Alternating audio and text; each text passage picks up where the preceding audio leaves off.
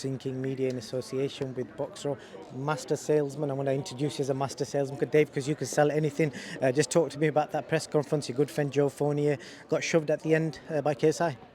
He did. You know, KSI took a shove on the announcement press conference, and this time he got his own back.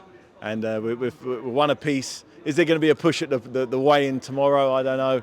Maybe there will, but there was some intensity there. There was two guys who don't like each other, who want to prove they are superior physically, emotionally, spiritually than the next guy, and we're in for fireworks from the first bell. There was some reluctance on you to commit to a knockout win, and what's your reason for that? Not all fights end in knockout. Most fights end on points. When you get two guys who are in great shape, the likelihood is there's a chance it's going to go to points. So if it does go to points, I definitely think KSI will get the decision. So Joe has to get a knockout, but then that's putting more pressure on Joe to make him maybe do something he wouldn't ordinarily do in a normal situation. Obviously, it's KSI's promotion, it's KSI's company.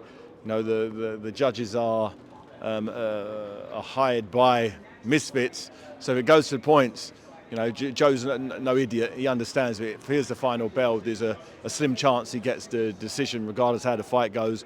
So he knows he's going to have to put something on KSI. But KSI is talking like he wants to come out and go to war, and that just makes for a fan-friendly fight.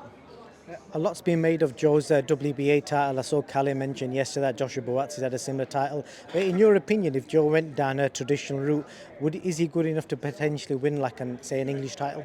He doesn't have the time. He hasn't. If he did, I think if he could, if he trained, if he did anything, he played international level basketball. So he's an athlete. So whatever sport he'd have put his mind to, he'd have been successful in. But his lifestyle and his business doesn't permit him doing any more than this year. He's done 5 weeks of training for this fight. So obviously he trains, keeps healthy, but he doesn't done any specific boxing training. So for the last probably 5 or 6 weeks, he's trained for this fight, and he's got himself in great shape. He's got his body fat down, he's got his weight down. He's dropped probably 30 pounds come fight night, and that's a big difference in 5 or 6 weeks. Good stuff, man. Looking forward to it. I'm just going to speak to you about a couple of other matters, Dave. You saw that press conference today. You've been involved in some wacky press conferences yourself. My personal favourite was the Fury fight. That didn't happen. Yeah. What's your personal favourite? Favourite press conference? I like me and Chisora. That was good when they had the cage between us. So we went up to the cage and we gave each other some stick, and we told each other what we were going to do to each other, and we both meant it. And I remember thinking, lucky this cage is in the way. It was nice. I like that. It really got the adrenaline flowing, and it felt like primitive. Felt like we were sort of gladiators, that we couldn't be left alone together. So that was probably my favourite.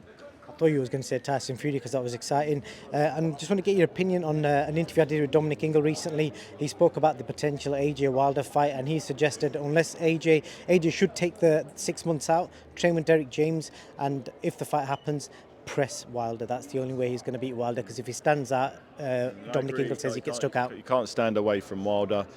He needs to. I don't think he should take 6 months out. I think he should get back in the ring as soon as possible against Dillian Whyte. And if you can't beat Dillian Whyte, then you can't beat Deontay Wilder. So why would you go for a Wilder fight? It makes no sense. Square off that domestic sort of beef that he's got, and then move on. Use it as a preparation for Wilder. Dylan's got massive, wide, long arms, hooks. He throws massive left hooks just like Wilder does. So it's a perfect opponent for AJ if he believes he can beat Wilder. If he doesn't believe he can beat Wilder, then he's going to stay safe until the Wilder fight. But I'd highly recommend he gets a training camp in, becoming aggressive and showing in a fight what he's going to need to show against Wilder. I've done many rounds of sparring with him. Rarely do you have success at the end of his jab. He's got a very, very deceivingly long jab and long arms, quick feet, and decent head movement. He's very, very awkward. And the only success I had was when I sort of came in as he was punching. That's the only way I found it could be done. Trying to outbox him. He's got much longer arms than me, and he's very fast. So you've made some really good business decisions in boxing, where it's been say the money's got to be right before the fight. Do you not think financially it's a wise move? Because if he's getting daft amounts of money, it's worth not taking that risk. At some stage, it's not about the money. You know, AJ doesn't need any more money. You know, he needs a legacy.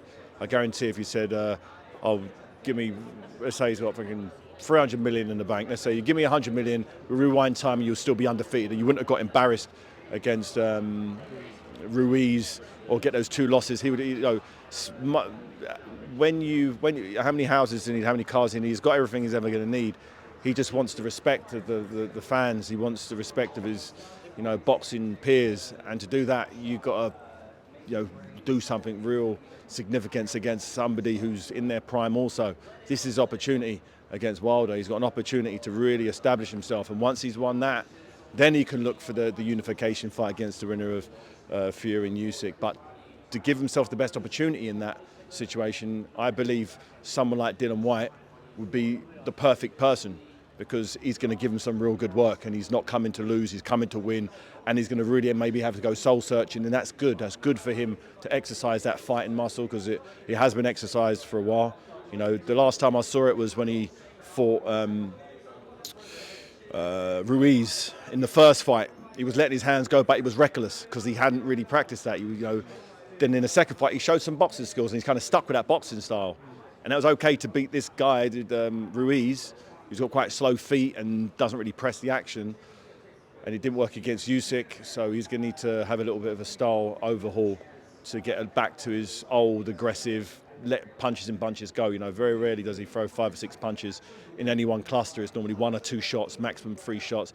He needs to start throwing more punches and bunches and just get busier, get closer to the action, get some hard sparring, and just really give himself the best chance. If you can't beat Dillian Whyte, if you're not willing to fight Dillian Whyte, you know, 6 months before the fight against Wilder, then you might be.